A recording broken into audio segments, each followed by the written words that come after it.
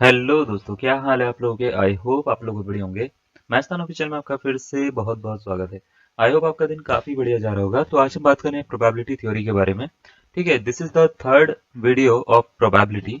यानी इससे पहले दो वीडियो हो चुकी हैं, जो अगर आपने नहीं देखी तो बिल्कुल जाके जरूर देखिएगा उसको। इससे पहले वाली वीडियो में क्या क्या हम कर चुके हैं उसको थोड़ा सा रिकॉल कर लेते हैं भाई, है ना। उसके बाद हम आगे बढ़ते हैं। जैसे हमने प्रोबेबिलिटी में जो खत्म करा था लास्ट, उसमें कुछ फॉर्मूले आपको बताए थे। हमने बोला था प्रोबेबिलिटी अगर दो इवेंट यूनियन की निकालनी होती है, यूनियन का मतलब और या वर्ड कभी दिखेगा अगर आपको, या एटलीस्ट कभी वर्ड आपको दिखे एटलीस्ट, है ना। तो ज्यादातर इसका मीनिंग ये होता है यूनियन, है ना। तो अगर आपको मान लेते हैं probability of A union B निकालनी होती है, तो वो होती है probability of plus probability of B minus probability of A intersection B के बराबर होती है। अगर ए इंटरसेक्शन बी की यहाँ पे बात करी जाए, तो ए इंटरसेक्शन बी का मीनिंग जो होता है वो होता है यहाँ पे एंड। ठीक है, एंड का मतलब या एंड वर्ड दिखे या तो बोथ वर्ड दिखे, बोथ वर्ड दिखे एंड वर्ड दिखे, तो इसका मतलब होता है इंटरसेक्शन की बात हो रही है, यानी दोनों की ही बात हो रही है। जैसे अगर आपके पास में दो इवेंट है, ठीक है, दो इवेंट है ए और B, this is the first event, this is the second event, ये ए है and this event is B, then A intersection B part ये जो होगा ये वाला होता है, this part is called A intersection B, this is the common part in both the events, है ना। यानी ये जो पार्ट होता है ये दोनों इवेंट्स में जो होता है वो कॉमन होता है। ए में भी कॉमन होता है भाई, बी में भी कॉमन होता है। तो ए और बी में जो कॉमन रीजन आपको दिख रहा है ये वाला, this event this region is called A intersection B. ठीक है, तो ए इंटरसेक्शन बी का मतलब होता है कि भैया ऐसा चीज जो दोनों में कॉमन हो। ठीक है, तो अगर मान लेते हैं आपको probability of A union B निकालनी हो, तो उसका फॉर्मूला होता है P A plus P B minus P A intersection B. A union B union C, यानी तीन इवेंट के यूनियन की प्रोबेबिलिटी निकालनी हो, तो वो होती है P A plus P B plus P C minus P A intersection B, B intersection C, C intersection A plus P A intersection B intersection C होती है। अगर मान लेते हैं आपको जो है P A complement intersection B निकालना हो, तो इसका फॉर्मूला होता है P P minus P A intersection B. A intersection B complement का निकालना हो तो इसका फॉर्मूला होता है P A minus P A intersection B. अगर बी ए का सबसेट है तो बी की प्रोबेबिलिटी ए की प्रोबेबिलिटी से कम होगी। इसी तरीके से P A intersection B complement, उस केस में P A minus P B बन जाएगा।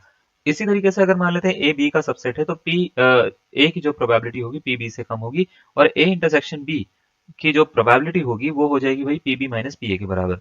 अब ये जो लास्ट में हमने लिखा है ये हम कल डिस्कस कर चुके हैं सारा का सारा, तो आपको ऐसा ना लगे कि भाई मैं ये पढ़ के सुना रहा हूँ।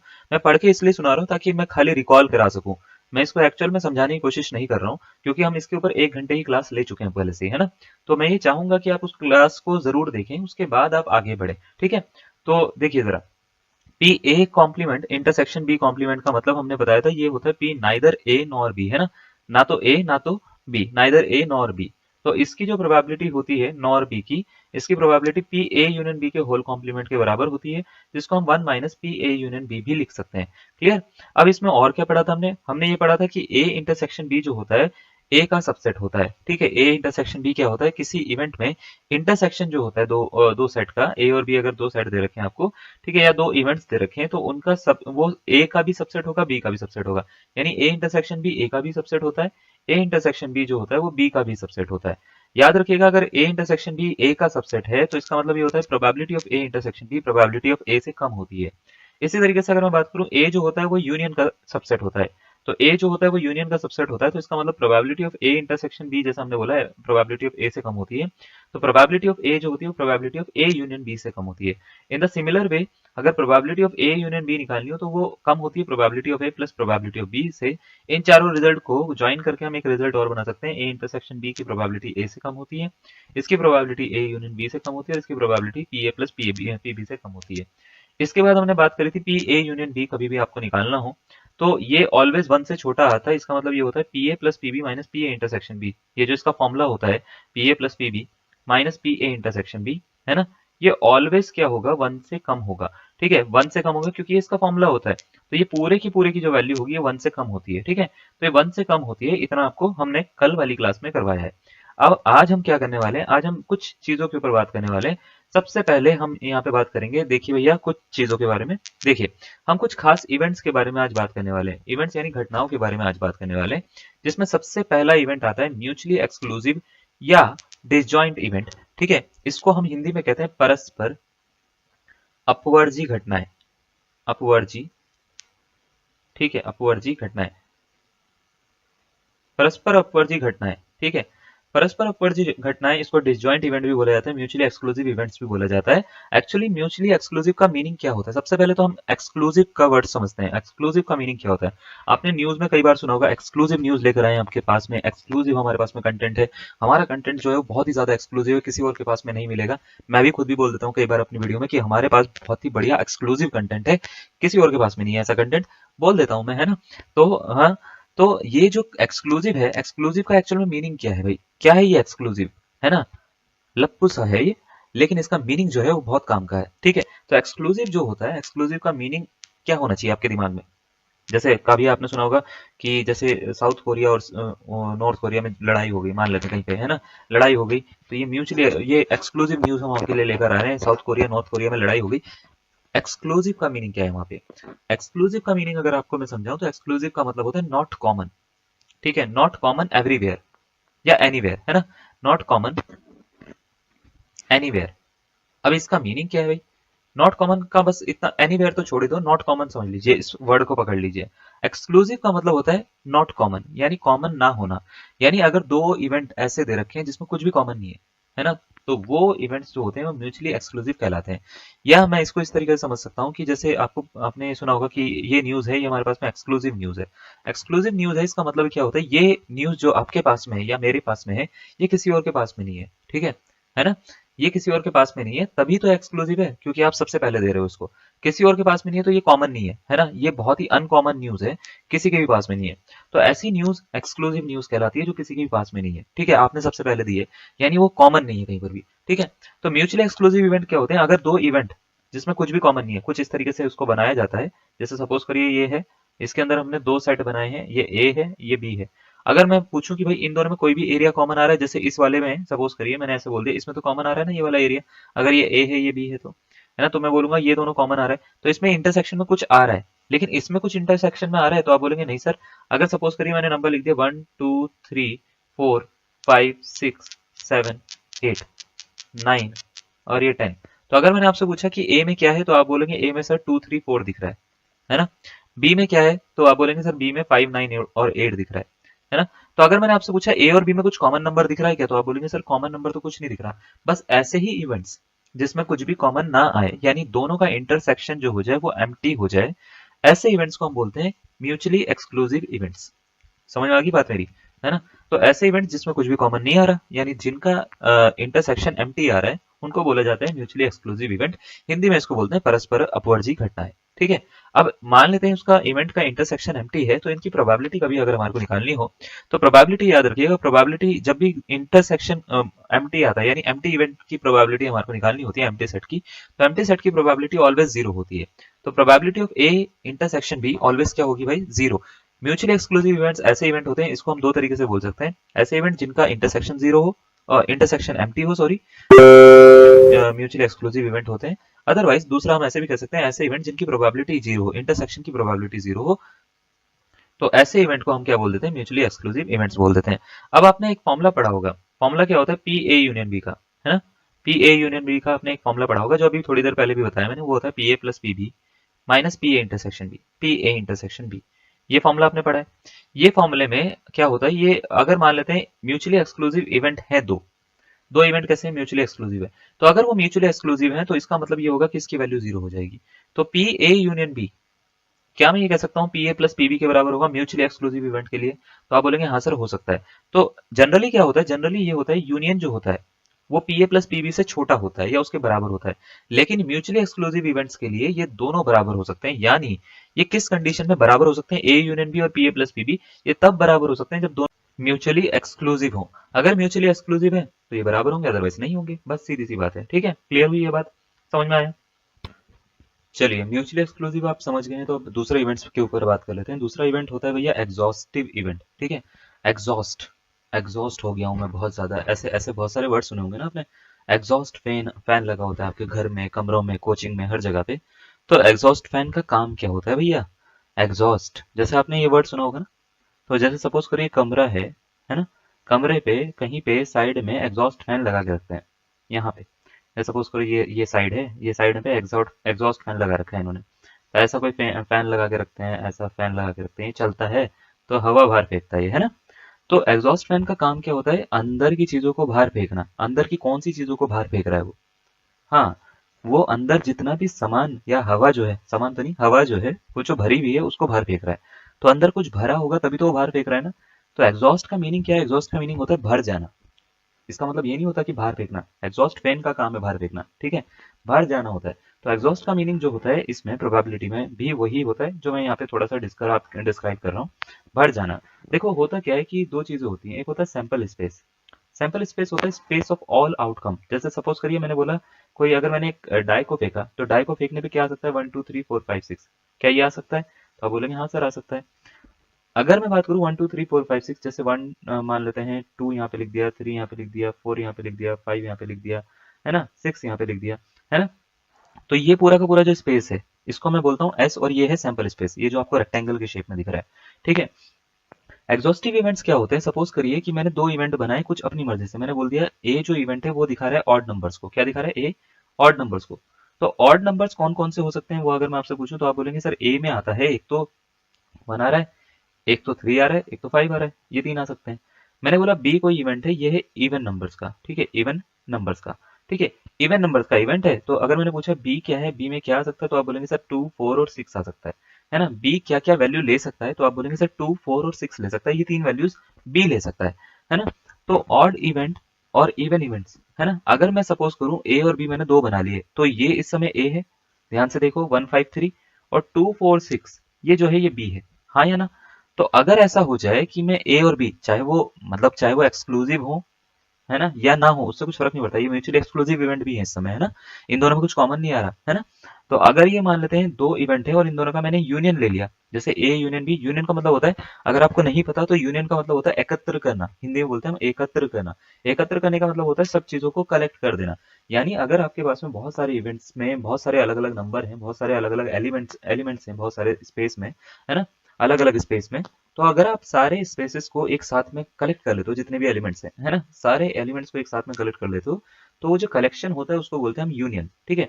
जैसे नॉर्मल सी बात है, सपोज करिए आपके पास में ए कोई सेट है, जैसे 1 2 3 4, है ना, बी कोई सेट है आपके पास में, है ना, 1 5 7 4।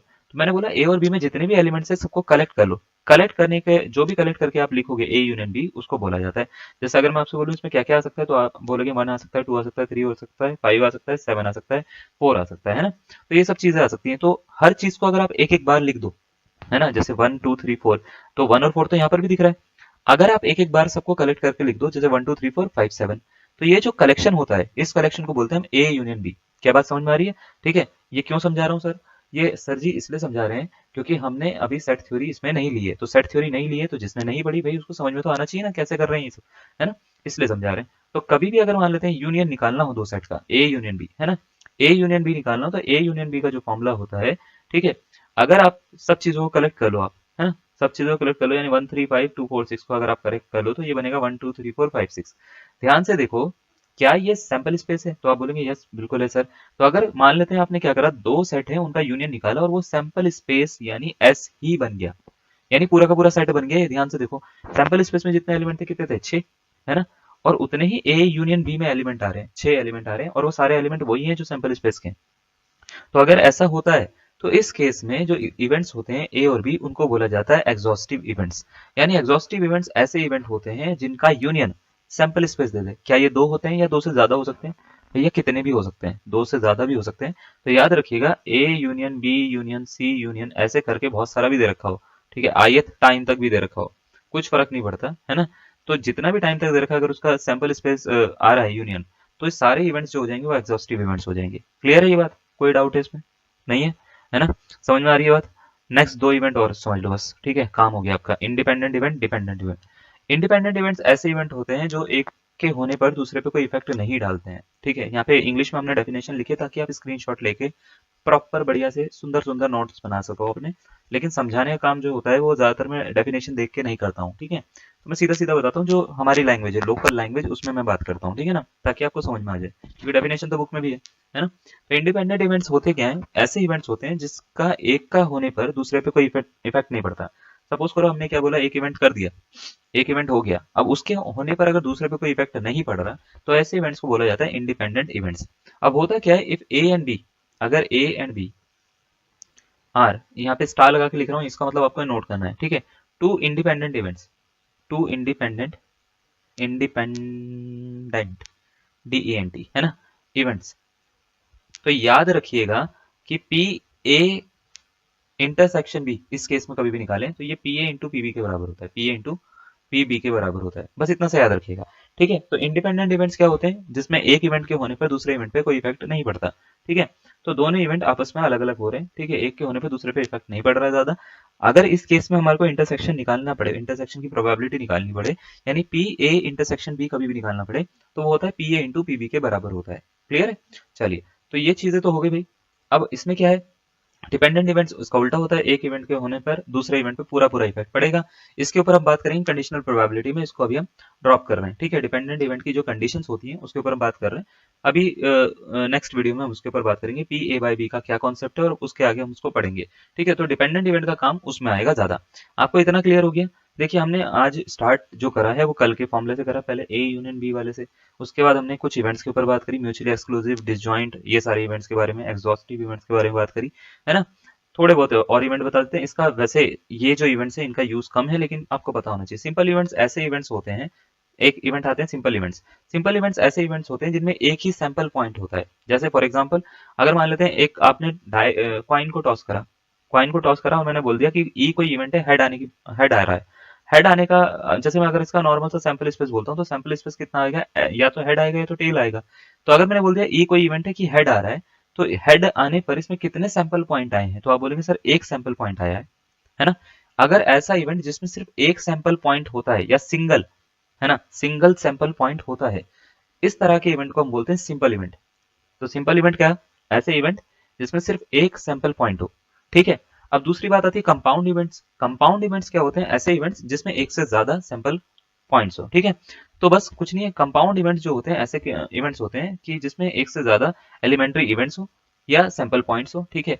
इनको एक और नाम से भी जाना जाता है, एक तो कंपाउंड इवेंट बोलते हैं, दूसरा इसको बोलते हैं डीकंपोजेबल इवेंट, डीकंपोजेबल इवेंट्स बोलते हैं हम इसको। तो दो नाम से इसको जानते हैं। फॉर एग्जाम्पल, जैसे मान लेते हैं एक डाई को हमने दो बार थ्रो करा, है ना, तो डबलेट जो है, देखो जैसे 1 1 2 2 3 3 4 4 5 5 6 6, इसको बोलते हैं हम डबलेट। टोटल जब आउटकम आते हैं ना एक डाई को थ्रो करने के, तो 36 आते हैं, है ना। इसमें डबलेट होते हैं 6। तो ये जो डबलेट हैं ये एक्चुअल में एक से ज्यादा सैंपल पॉइंट्स दे रहे हैं, है ना। तो एक से ज्यादा सैंपल पॉइंट्स दे रहे हैं, तो ये इवेंट्स जो होते हैं वो कंपाउंड इवेंट कहलाते हैं। क्लियर है? अब बात आती है सिंपल कंपाउंड इवेंट के ऊपर, क्वेश्चन आते हैं क्या सर, ना के बराबर, ठीक है। क्यों करवा रहे हैं सर, पता होना चाहिए भैया, आगे तो फिर आप मेरे को ही बोलेंगे कि आपने बताया नहीं, ठीक है। तो पता होना चाहिए, है ना, तो पता होना चाहिए तो आपको ये अच्छी बात है, ठीक है।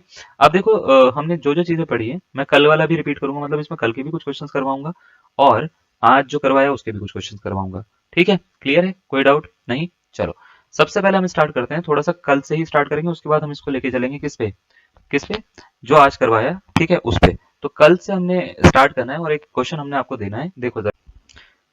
If PA is equals to 0.8, PB is equals to 0.9, PAB is equals to P, which of the following is correct? ठीक है, चार ऑप्शन आपको दे रखे हैं, आपसे पूछा गया है कौन सा ऑप्शन इसमें से करेक्ट है, A, B, C या D। चार ऑप्शन में से कौन सा ऑप्शन इसका करेक्ट ऑप्शन होगा, आपसे पूछ लिया गया है, ठीक है। बनाइए इसको, अगर आप बना सकते हो तो मैं सीधा सीधा आंसर बताता हूँ। देखो, एक चीज होती है कि सबसे पहले तो आपको जैसे कोई भी क्वेश्चन सॉल्व करना हो ना, तो आपको ये पता होना चाहिए गिवन क्या है ना, और आपको निकालना क्या है। जैसे पी ए गिवन है, पीबी गिवन है, पीबी 0.9, है ना, पी ए बी गिवन है, पी ए बी का मीनिंग क्या होता है पहले तो ये पता होना चाहिए। अगर आपको नहीं पता तो मैं बता देता हूँ, ये गलत नहीं लिखा हुआ है, या ऐसा नहीं है कि कुछ कुछ मिसप्रिंट है, मिसप्रिंट नहीं है ये, ठीक है। तो याद रखिएगा, पी ए बी और पी ए इंटरसेक्शन भी दोनों एक ही बात होती है, कई जगह पे बुक पे कई बार ऐसे लिख दिया जाता है इसको, ठीक है, तो वो गलत नहीं है, ठीक है। तो पी ए बी लिखा हुआ है या पी ए इंटरसेक्शन बी लिखा हुआ है, दोनों एक ही बात मानी जाती है। इसकी वैल्यू पी दे रखी है, तो आपसे पूछा है कि पी जो है, यानी पी ए इंटरसेक्शन बी जो है, वो कहां से कहां तक लाई करेगा। तो भैया इसको करने के लिए ना आपको बहुत सारी चीजें पता होनी चाहिए। बहुत सारी चीजें क्या पता होनी चाहिए, देखो सबसे पहले तो आपको ये पता होना चाहिए कि जो पी ए यूनियन बी होता है ना, वो छोटा होता है 1 से ऑलवेज। तो इसका मतलब ये होता है कि P A plus P B, है ना, minus P A intersection B, ये ऑलवेज 1 से क्या होगा भाई, छोटा होगा। तो यहां से देखो हम क्या करता हूँ, पी ए जो है वो 0.8 है, पीबी कितना है 0.9, माइनस पी ए इंटरसेक्शन भी पी है, लेस देन इक्वल टू 1 होगा। इस 1 को इधर शिफ्ट कर लो और इस पी को इधर शिफ्ट कर लो, ठीक है। जैसे ही आप शिफ्ट करोगे तो ये होगा क्या, 0.8 और 0.9 को आप ऐड करोगे तो ये हो जाएगा 9 और 8 17, 1.7 माइनस 1 करो, less than equal to P बनेगा। तो पी जो है वो बड़ा आ रहा है किससे, 0.7 से। तो 0.7 से बड़ा आ रहा है तो दो ऑप्शन पे दिख रहा है, ये देखो, ये वाले पे कट गया, ये वाले पे कट गया, या तो बी या तो डी में से कोई एक करेक्ट आंसर है। और मेरे को इक्वल टू का साइन दिख रहा तो मुझे आंसर मिल गया, मुझे आगे सॉल्व करने की जरूरत नहीं है। इक्वल टू का साइन है ना मेरे पास में, लेस देन का तो साइन नहीं है खाली। तो ऑप्शन नंबर 20 का करेक्ट आंसर। लेकिन अगर मेरे को मान लेते हैं दूसरी कंडीशन भी देखनी है कि वो सर वो 0.8 कैसे आया, आंसर मिल गया ना मेरे को। अगर मेरा एग्जाम में इसको सॉल्व करना है तो मेरे को पता है कि कौन सा ऑप्शन लगा के मैं आगे बढ़ सकता हूँ, खत्म हो गया मेरा, है ना। लेकिन 0.8 कैसे आया सर, वो भी बता के जाइए, ऐसे नहीं, ठीक है। आपने आधा क्वेश्चन का आंसर नहीं बताना, ठीक है। तो देखो 0.8 कैसे आया मैं बताता हूँ। जैसे पी ए इंटरसेक्शन बी दूसरी प्रॉपर्टी होती है, ठीक है, याद रखिएगा, वो पी ए से और पी बी से दोनों से छोटा होता है, तो पी ए से छोटा होता है। P A intersection B P A से छोटा होता है, याद रखिएगा। ये प्रॉपर्टी कहाँ करवाई है सर, हमको तो याद नहीं है, यहाँ करवाई है, ठीक है। ये देखो ये करवा रखी है, ठीक है। अगर ये हटाऊं सारा का सारा, ये देखो दिख रही है प्रॉपर्टी यहाँ पे, है ना, लिखी हुई। चलो अब यहाँ पे ये प्रॉपर्टी करवाई है हमने और इसी के बेसिस पे आपको क्वेश्चन दिए हैं, ठीक है। चलो अब जरा ध्यान से देखो। तो पी ए इंटरसेक्शन बी जो होता है वो पी ए से क्या होता है भाई, छोटा होता है, याद रखिएगा, छोटा होता है। तो इसका मतलब P A intersection B, P जो है वो पी ए यानी 0.8 से छोटा होगा। इसको और इस वाले रिजल्ट को कंबाइन कर दो, ये दोनों रिजल्ट को कंबाइन करो, तो 0.7 less than equal to P less than equal to 0.8 आ रहा है ना। और यही हमारा क्या हो जाएगा आंसर, यानी ऑप्शन नंबर 20 का हो जाएगा। क्लियर आ रही है बात समझ में। तो इस तरीके से आप इसको कर सकते हो। अगर आपने भी ऑप्शन नंबर बी लगाया है तो बहुत ही बढ़िया, बढ़िया, ठीक है, सही आंसर आपने निकाल दिया। तो आई होप आपको चीजें समझ में आ रही होंगी, है ना। समझ में आ रही है तो चलिए एक और क्वेश्चन कर लेते हैं। आपको बोल रखा है 2 dice each numbered from 1 to 6 are thrown together, let A and B be 2 events given by A is even number on the first die, B एक इवेंट है, number on the second die is greater than 4। Okay, अब आपसे बोल रखा है find P A union B, फिर आपसे बोल रखा है पी ए इंटरसेक्शन बी, ये दोनों बताइए, ठीक है, क्या क्या होंगे। तो चलिए देखिए, आपको क्या बोल रखा है, दो डाइस को एक साथ में फेंका गया। दो डाइस को जब फेंका जाता है तो उसका सैंपल स्पेस में सबसे पहले आउटकम्स कितने होते हैं, तो याद रखिए कि इसके टोटल आउटकम्स होते हैं भाई, टोटल आउटकम्स ये होते हैं भाई 36, है ना, 6 का स्क्वायर, 36 आउटकम्स होते हैं। तो कैसे बनते हैं, ये ऐसे बनते हैं भाई, 1 1 से लेते हैं और कहां तक लेते हैं भाई, 1 6 तक, है ना। ऐसे ही हम 2 1 से लेते हैं कहां तक, 2 6 तक, ठीक है, 2 6 तक। ऐसे ही हम क्या करते हैं, 6 1 तक से जाते हैं और कहां तक लेते हैं भाई इसको, 6 6 तक ले लेते हैं। अब ये 36 आउटकम्स होते हैं टोटल, जैसे 1 1 1 2 1 3 1 4 1 5 1 6, 2 1 2 2 2 3 2 4 2 5 2 6, ऐसे करके 6 1 से 6 6 तक। सबसे पहले जैसे मैं 83 वाला क्वेश्चन ये वाला कर रहा हूँ, ठीक है। आपसे बोला है पी ए इंटरसेक्शन बी बताइए। ए कोई इवेंट दे रखा है, ए इवेंट बोला है कि नंबर जो है वो इवन होना चाहिए पहले वाले डाई पे। पहले वाला डाई इसको बोलते हैं और दूसरा वाला डाई इसको बोलते हैं। तो पहले वाले डाई पे इवन नंबर देखो कहाँ कहाँ पे मिलेंगे, एक तो यहाँ पे मिलेगा देखो 2 1 वाली लाइन में, 2 1 से लेके 2 6 तक मिल जाएगा पूरा का पूरा। फिर 4 1 से लेके 4 6 तक मिल जाएगा आपको पूरा का पूरा, हाँ या ना। फिर 6 1 से लेके 6 6 तक मिल जाएगा आपको। क्या ये बात समझ में आ रही है, क्या क्या बोल रहा हूँ मैं। पहले डाई पे इवन नंबर कहाँ कहाँ पे मिलेगा, पहले आपको वो ढूंढना है। ढूंढ लोगे, देखो कैसे ढूंढेंगे, 2 1 से लेके आप लिखोगे पूरा का पूरा 2 6 तक, ठीक है।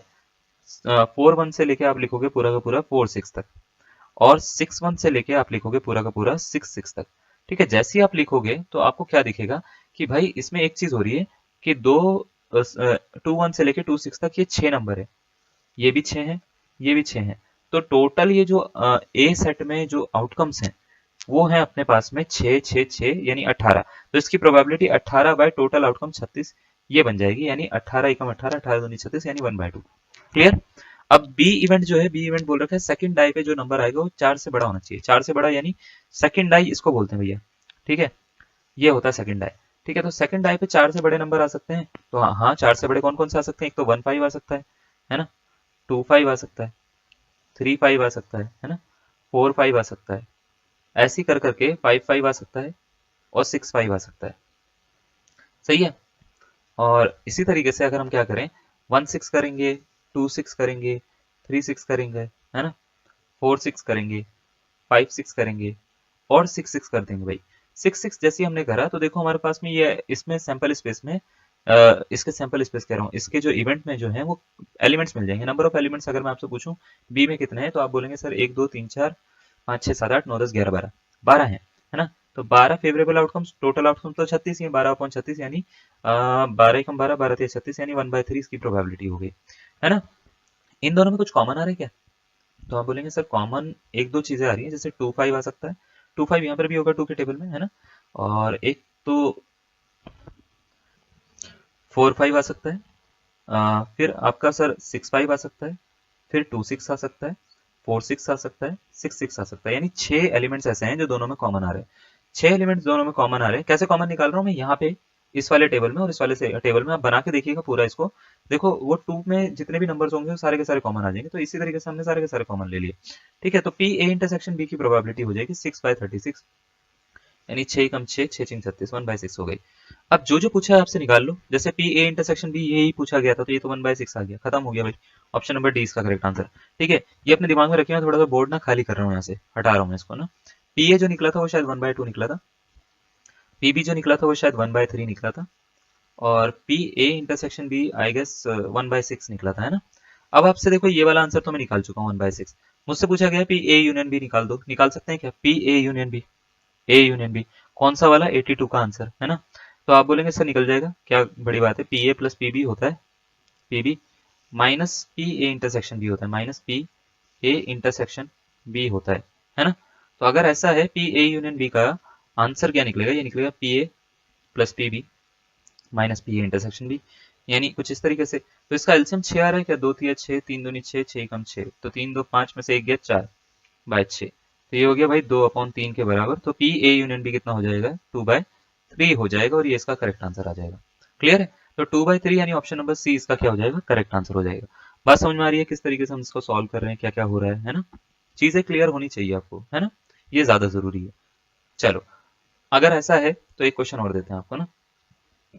अगर आपने इतना सीख लिया तो एक क्वेश्चन है, थोड़ा सा बड़ा है, थोड़ा सा पुराना है, लेकिन पुरानी चीजें कभी कभार अच्छी होती हैं। जैसे इसके 4 ऑप्शन दे रखे हैं, 0.7, 0.28, 0.3, 0.4। आपको ये बताना है कि इसमें से करेक्ट आंसर कौन सा होगा। आपसे ये बोल रखा है from past experience it is known that the investor an investor will invest in security A with the probability of 0.6, will invest in security B with a probability of 0.3, and will invest in both A and B with a probability of 0.2. What is the probability that an investor will invest neither in A nor in B? ठीक है, तो ये आपको question पूछा गया। मतलब क्या बोल रखा है आपको, मैं थोड़ा समझाता हूँ आपको ना। एक इन्वेस्टर है, मतलब मैं सपोज करो एक इन्वेस्टर हूँ, ठीक है, मेरे पास में सिक्योरिटी है कुछ, तो सिक्योरिटी ए है, बी है, तो मैं क्या करता हूँ, मैं इन्वेस्टमेंट कर रहा हूँ, तो इसका मतलब ये है कि मैं सिक्योरिटी ए में भी इन्वेस्ट कर रहा हूँ, बी में भी इन्वेस्ट कर रहा हूँ इंडिविजुअली, और एक साथ में भी इन्वेस्ट कर रहा हूँ। तो ऐसा है कि जो ए में इन्वेस्ट करने की प्रोबेबिलिटी है वो है 0.6, बी में इन्वेस्ट करने की जो प्रोबेबिलिटी है वो है 0.3, ए एंड बी दोनों में इन्वेस्ट करने की प्रोबेबिलिटी है, ए एंड बी का मतलब क्या होता है भाई? हाँ जी, बहुत ही बढ़िया, इंटरसेक्शन होता है, तो ये होता है 0.2 दे रखा है। अब आपसे पूछा है कि इसकी क्या प्रोबेबिलिटी कि वो ना तो ए में इन्वेस्ट करेगा और ना ही वो बी में इन्वेस्ट करेगा, यानी A complement intersection B complement पूछ रहा है। अगर आप इससे कंफ्यूजन खा रहे हैं तो मैं आपको बता देता हूँ, इसको ऐसे भी लिख देते हैं, ए बार इंटरसेक्शन बी बार भी लिख देते हैं। अब थोड़ा सा देखा देखा सा लग रहा है ना। तो इसका मीनिंग होता है पी ए यूनियन बी का होल कॉम्प्लीमेंट, और इसको अगर आपको याद हो तो ये लिखते हैं 1 minus P A union B. तो दिमाग लगा सकते हो, आंसर बता सकते हो क्या आ रहा है। चलिए कर दीजिए, अगर ऐसा है तो हम सीधा सीधा इसका आंसर बताते हैं आपको। देखो इसका फॉर्मूला होता है P A plus P B, है ना, minus P A intersection B. चलो देखो जरा, P A plus P B minus P A intersection B, 1 minus P A is 0.6 plus P B which is 0.3 minus P A intersection B 0.2। ठीक है, चलो 6 3 9 हो गया, 9 में से 2 गया तो मिल गया 7, तो कहाँ लिखें? यहाँ लिख दें, चलेगा, है ना। तो यहाँ लिख रहा हूँ मैं 1 माइनस ये बन रहा है 0.7, तो आंसर कितना 0.3 हो गया क्या? देखिए कौन सा ऑप्शन बन रहा है, ऑप्शन नंबर सी इसका करेक्ट आंसर बन गया। क्लियर हो रही है आपको बातें किस तरीके से हम कर रहे हैं, क्या क्या कर रहे हैं, है ना, क्यों कर रहे हैं, कैसे कर रहे हैं ठीक है, सारी चीजें आपको क्लियर होनी चाहिए भैया। क्लियर होगा तो मजा आएगा, नहीं होगा तो काम खराब हो जाएगा। ठीक है, क्लियर है ना। चलो बहुत अच्छी बात है। चलो एक क्वेश्चन आपको देते हैं फिर। देखिए आपको इतना सब कुछ कराया है तो इतना तो बनता है पूछना। ठीक है, एक क्वेश्चन आपको दे रखा है, बहुत ही इजी सा क्वेश्चन है। थोड़ा सा ना आपका, मैं मतलब एक तरह से माइंड रिफ्रेश करवाता रहता हूँ बार बार, कि आप ना चीजें भूलो ना। मेरा बस कोशिश ये रहती है कि जो मैं करवा रहा हूँ कम से कम उतना तो आपको आना चाहिए, है ना। आपको एक क्वेश्चन दे रखा है, if A and B are two mutually exclusive events then what is P A B. चलिए भाई बताइए, 0 P A plus P B, P A into P B, P A into P B by A. चलो क्या होगा इसका answer? Option number A, B, C या D. बहुत ही बढ़िया। ठीक है, अगर दो इवेंट म्यूचुअली एक्सक्लूसिव हैं तो उनका इंटरसेक्शन क्या होता है भैया? पी ए बी को लिखते हैं पी ए इंटरसेक्शन बी, है ना, पी ए इंटरसेक्शन बी लिखते हैं। और दो इवेंट्स अगर जो है वो म्यूचुअली एक्सक्लूसिव हैं तो उसका इंटरसेक्शन होता है भैया 0, यानी ऑप्शन नंबर कौन सा? ए इसका करेक्ट आंसर होगा। बहुत ही बढ़िया, अगर आपने ए लगाया है तो बहुत ही सही लगाया है, नहीं लगाया है तो बहुत ही गलत लगाया है ना। ठीक है, क्लियर है, कोई डाउट नहीं।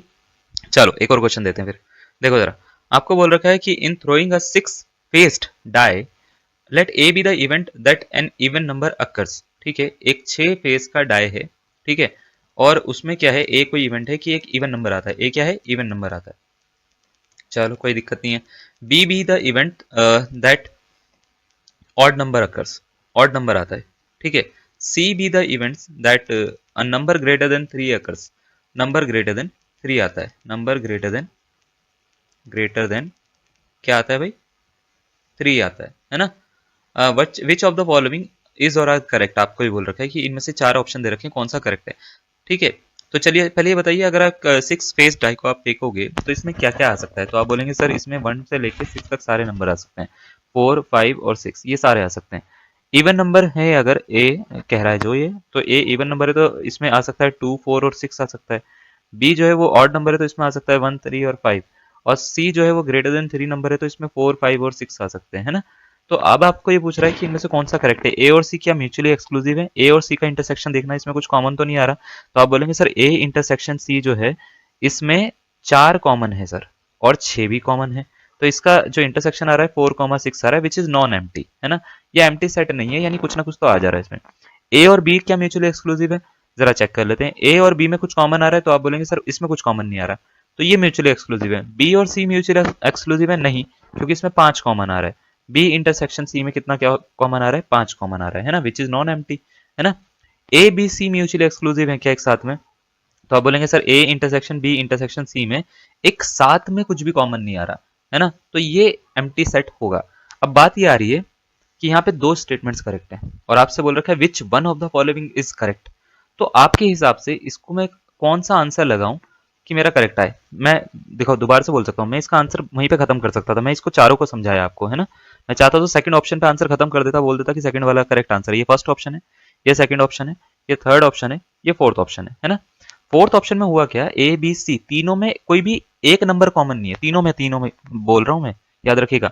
ऐसे नहीं बोल रहा हूँ कि भाई ए में बी में सी में अलग अलग बात नहीं कर रहा हूँ, बी और सी ए और सी ऐसे बात नहीं कर रहा हूँ मैं कह रहा हूँ ए बी सी इन तीनों में कोई ऐसा नंबर है क्या जो कॉमन है। तो आप बोलेंगे नहीं सर कॉमन तीनों में नहीं है, दो दो के सेट में कॉमन है ना, दो दो के सेट में कॉमन है। इसका मतलब A intersection B intersection C जो है वो एम्प्टी है, यानी ए बी सी जो है वो म्यूचुअली एक्सक्लूसिव इवेंट्स हैं। तो सर इसका बी ऑप्शन भी करेक्ट लग रहा है हमारे को, तो और ए ऑप्शन भी करेक्ट लग रहा है हमारे को।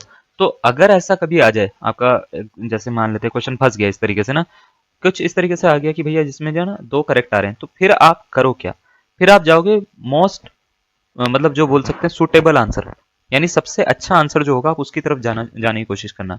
यानी इसमें 2 हैं, जो ज्यादा पावरफुल स्टेटमेंट है वो इसका करेक्ट आंसर आप लोगे, ठीक है। तो अगर मैं आपसे बोलूंगा कि भाई इन दोनों में ज्यादा पावरफुल स्टेटमेंट कौन सी वाली है, तो याद रखिएगा पावरफुल स्टेटमेंट जो है वो इस समय डी वाली है। ये 3 सेट्स के बारे में आपको बता रही है, तीनों के तीनों जो है वो म्यूचुअली एक्सक्लूसिव है। तो ऑप्शन नंबर आप इसको डी को करेक्ट मारिएगा उस केस में, ठीक है। ए और बी म्यूचुअली एक्सक्लूसिव है, करेक्ट है, लेकिन आप जो है वो ज्यादा पावरफुल स्टेटमेंट की तरफ जाएंगे, यानी ए बी सी इसको करेक्ट लेंगे।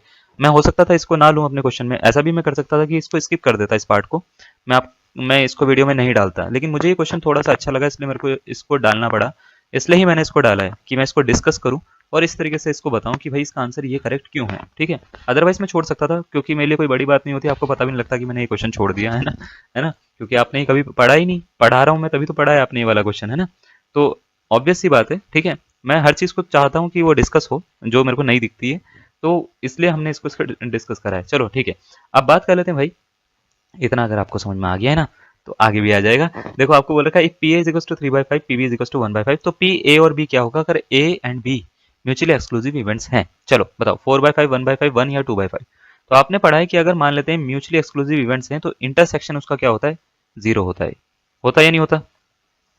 तो हमें पता है we have P A intersection B क्या होगा 0, और पी ए और बी पूछा है, ए और बी का मतलब क्या होता है भाई, ये होता है P A union B, yes और नो। तो आप बोलेंगे बिल्कुल सर, तो पी ए यूनियन बी जो होता है वो होता है sir P A plus P B, है ना, minus P A intersection B के बराबर होता है। तो पी ए इंटरसेक्शन बी तो हो गया 0, पी ए पी बी, है ना, पी ए जो है वो है 3/5, पी बी कितना है 1/5 है, ऐड करो आंसर निकालो, तो ये सीधा सीधा 4/5 इसका करेक्ट आंसर, यानी ऑप्शन नंबर ए जो हो जाएगा वो क्या हो जाएगा, इसका करेक्ट आंसर हो जाएगा। तो अगर आपने ऑप्शन नंबर ए सोचा तो बहुत ही बढ़िया सोचा है आपने, ठीक है, क्लियर है, समझ में आ रही है बात। देखो बीच बीच में ना थोड़े से इजी क्वेश्चन लेकर आता रहूंगा मैं, ताकि आपको ना चीजें क्लियर होनी शुरू हो, है ना। हमारा काम ये नहीं है कि आपको सबसे टफेस्ट से टफेस्ट क्वेश्चन उठा उठा के दें, हमारा काम ये है कि हल्के क्वेश्चन में भी आपको जो है वो चीजें बताएं, उसके बाद उसको टफ की तरफ लेके जाएं, है ना। मतलब आपको चीजें बता के उसके बाद आपको एडवांस पोर्शन पर लेके जाएं। जैसे कि हमने आपने कोरिलेशन रिग्रेशन देखा, बाकी सारी चीजें देखी, वैसे ही यहाँ पे भी देखेंगे, मिलेगा आपको सब कुछ। लेकिन तरीका होता है हर चीज पे जाने का, ऐसा नहीं कि कहीं पे भी एकदम से जंप मारोगे, जंप मार के आपको समझ में कुछ नहीं आएगा, है ना। तो चलिए अब जरा इसमें ध्यान से देखिए, 3 events A B and C are mutually exclusive, तो इनमें से कौन सा जो ऑप्शन है वो करेक्ट होगा, आपको ये बताना है, ठीक है। पहला ऑप्शन, दूसरा ऑप्शन, तीसरा ऑप्शन, चौथा ऑप्शन। हाँ जी, कौन सा आ रहा है, P A union B union C equal to 0 होता है। अच्छा नहीं, ये नहीं होता, क्या होता है, 1 होता है। नहीं, क्या होता है, P A intersection B intersection C जो होता है वो 0 होता है। अगर 3 इवेंट्स म्यूचुअली एक्सक्लूसिव हैं तो उन तीनों का इंटरसेक्शन क्या होगा भाई, 0 होगा। प्रोबेबिलिटी यानी इंटरसेक्शन एम्प्टी होगा, है ना। प्रोबेबिलिटी क्या होगी, 0 होगी। A intersection B intersection C जो होगा वो क्या होगा, एम्प्टी होगा। प्रोबेबिलिटी क्या होगी भैया म्यूचुअली एक्सक्लूसिव इवेंट्स की, वो होती है इंटरसेक्शन की प्रोबेबिलिटी 0, याद रखिएगा। तो अगर 3 इवेंट्स म्यूचुअली एक्सक्लूसिव तो उनकी प्रोबेबिलिटी इंटरसेक्शन की 0, है ना। और दूसरी चीज क्या, दूसरी चीज ये कि उन तीनों का इंटरसेक्शन क्या होगा, एम्प्टी सेट हो जाएगा। क्या ये बात क्लियर हो रही है आपको, समझ में आ रहा है क्या बोल रहा हूँ, है ना। चलिए समझ में आ रहा है तो अच्छी बात है। एक लास्ट क्वेश्चन हम देख लेते हैं, इसमें ना हमने सेट ऑफ क्वेश्चंस डाले, यानी बहुत सारे क्वेश्चन है इसमें, एक में ही कम से कम 3-4 क्वेश्चन है, देख रहे हैं 4 क्वेश्चन है, ठीक है। तो क्वेश्चन बोल रखा है, consider the events A B C D E of the sample space S is equals to n such that n is an integer such that n is 10 is less than equal to n is less than equal to 20, ठीक है। given by a is the set of all even numbers, b is the set of all prime numbers, c is equals to 15, d is the set of all integers less than equal to 16, e is the set of all double digit numbers expressible as the power of 2। अच्छा जी, अब उसके बाद में उन्होंने कुछ question दे रखे हैं वो पूछा है। तो सबसे पहले तो देखो आपको बोला क्या है ये समझिए थोड़ा सा ना, उसके बाद इसको करिए। आप इसको ना वीडियो पॉज करके सबके आंसर निकाल सकते हैं, मैं जो जो क्वेश्चन दे रहा हूँ आप उसके आंसर निकालिए। मुझसे पहले निकालेंगे तो आपको थोड़ा सा अंदर से ना खुशी का आभास होगा, आपको लगेगा कि हाँ भाई सही चल रहा है हमारा सब कुछ, है ना। तो सबसे पहले तो हम देखो क्या करना है, इसका कैसे सॉल्व करेंगे मैं आपको थोड़ा समझाता हूँ। इसको सॉल्व करने के लिए आप सबसे पहले तो ये जितने भी सेट्स हैं इनको प्रॉपर फॉर्म में लिखो, प्रॉपर फॉर्म यानी रोस्टर फॉर्म में लिखो इसको। रोस्टर फॉर्म में कैसे लिखते हैं मैं बताता हूँ। जैसे आपको क्या बोल रखा है N such that N is an integer. N क्या है, एक इंटीजर है, वो 10 से 20 के बीच में, यानी एन कोई नंबर है, इंटीजर है, पूर्णांक है, 10 से 20 के बीच में है। तो 10 से 20 के बीच में जितने भी नंबर होते हैं आप लिख दो, 10 11 12 13 14, है ना, 15 होता है। फिर कौन सा होता है भाई, 16 होता है, 17 होता है, 18 होता है, 19 होता है और 20 होता है।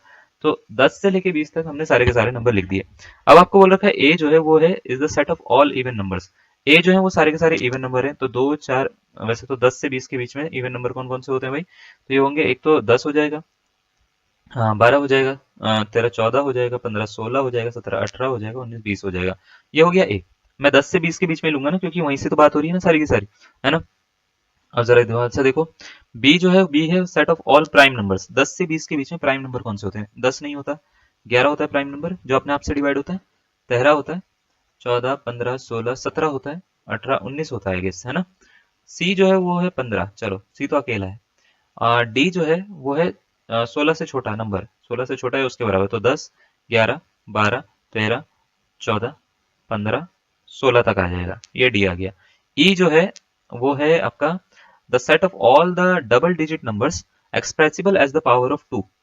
अच्छा, 2 की पावर में जो भी आते हैं, तो 2 की पावर देखो जैसे हम करेंगे, 2 की पावर 2 होता है 4, है ना, 2 की पावर 3 होता है 8, 2 की पावर 4 होता है 16, 2 की पावर 5 होता है 32। इसके बीच में कितने आ रहे हैं, 10 और 20 के बीच में तो एक ही आ रहा है 16। तो ई जो है वो set of all the double digit number बोला है उसने, तो हम इसको ले लेंगे भैया, सबसे पहले 16 आ रहा है ई में, है ना। अब आपसे बोल रखा है कि पहली स्टेटमेंट ए बी और डी जो है वो म्यूचुअली वो इनमें से किस किस तरह के हैं, ठीक है। म्यूचुअली एक्सक्लूसिव इवेंट्स है, एग्जॉस्टिव नहीं है लेकिन। दूसरा बोल रखा है कि एग्जॉस्टिव इवेंट्स हैं but not mutually exclusive events. तीसरा बोल रखा है म्यूचुअली एक्सक्लूसिव भी है, एग्जॉस्टिव भी है। चौथा बोल रखा है एलिमेंट्री इवेंट्स है। चलो इसको जरा देख लेते हैं, ए बी और डी को जरा देखो। म्यूचुअली एक्सक्लूसिव का टेस्ट कैसे करेंगे, A intersection B intersection D निकालेंगे। ये पहले वाले का आंसर बता रहा हूँ मैं आपको, है ना, 113 जिस पे लिखा हुआ है। तो A intersection B intersection D, जरा ध्यान से देखो, ए बी डी इन तीनों में कुछ भी ऐसा है कि जो तीनों में कॉमन आ रहा हो, तीनों में आना चाहिए भाई। देखो जरा, 10 12 ये सारे के सारे इवन नंबर है, ये सारे के सारे ऑड नंबर्स हैं, और ये सारे इवन ऑड का मिक्सचर है। लेकिन इसमें कॉमन नहीं आ रहा, ऐसा कुछ नहीं है कि जो तीनों में कॉमन आ रहा हो। अगर तीनों में कुछ भी कॉमन नहीं आ रहा, एक सेम नंबर, तो वो एम्प्टी सेट दे देगा, यानी ये जो इवेंट्स है म्यूचुअली एक्सक्लूसिव तो है। अब ये एग्जॉस्टिव है या नहीं है, तो इसके लिए इसका यूनियन निकालो, A union B union D निकालो। ठीक है, A union B union D जो होगा वो क्या होगा, क्या ये 10 से लेके 20 तक के सारे नंबर है? तो इसको चेक करते हैं। 10 आ रहा है, 11 आ रहा है, 12 आ रहा है, 10 11 12 13 आ रहा है, 14 आ रहा है ना? ओके, 15 है कहीं डी में? डी में है 15। ठीक है, 16 है, बिल्कुल है, 17 है, ओके है, 18 है, ये रहा 17, ये रहा 16, ये रहा 18, 19 20। ठीक है, 19 है, 20 है, तो ये तो सैंपल स्पेस बन गया। सैंपल स्पेस अगर ये बन गया तो ये म्यूचुअली एक्सक्लूसिव तो है और एग्जॉस्टिव भी है। तो इसका मतलब इसका ऑप्शन नंबर कौन सा, सी इसका करेक्ट आंसर हो जाएगा। बात समझ में आ रही है? इस तरीके से हमको क्या करना है, इसको पूरे क्वेश्चंस को सॉल्व करना है। तो अगर आपने ऑप्शन नंबर सी दिया था तो बहुत ही बढ़िया, आपने सही दिया था। अगर आपको समझ में आ रहा है कि मैंने ये वाला क्वेश्चन कैसे सॉल्व करा, तो इसके बेसिस पे आप 114 यानी 114 क्वेश्चन का आंसर दे सकते हैं।